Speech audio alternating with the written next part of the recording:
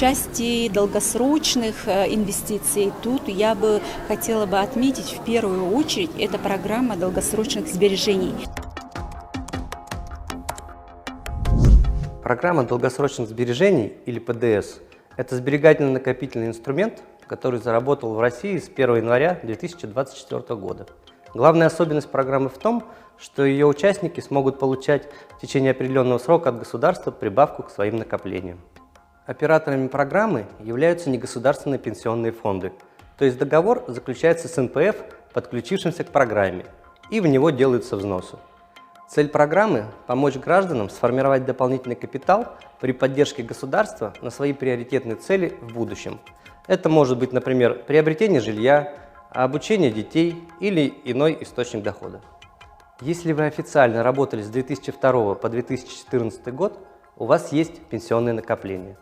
Это часть будущей государственной пенсии, которая находится на вашем личном пенсионном счете в Социальном фонде России или негосударственном пенсионном фонде. Эту часть вы также можете перевести в программу долгосрочных сбережений.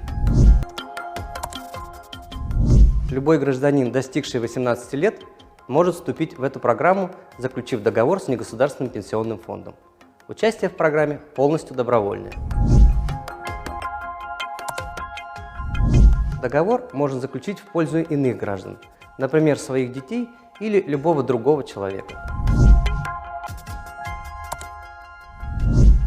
Количество заключенных договоров гражданами не ограничено, но при заключении свыше 3 договоров человек не сможет получать налоговый вычет с этих сбережений. Можно выбрать любой НПФ, подключившийся к программе долгосрочных сбережений. Этот список расширяется. Фонд будет инвестировать в ваши сбережения, чтобы уберечь их от инфляции и приумножить. Все взносы в программе долгосрочных сбережений, а также инвестдоход по ним застрахованы государством на сумму до 2 миллионов 800 тысяч рублей.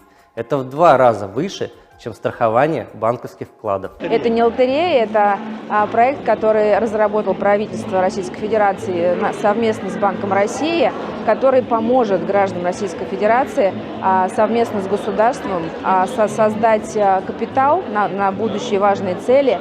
И немаловажно сказать о том, что средства по программе долгосрочных сбережений гарантируются государством и приумножаются также за счет средств государства.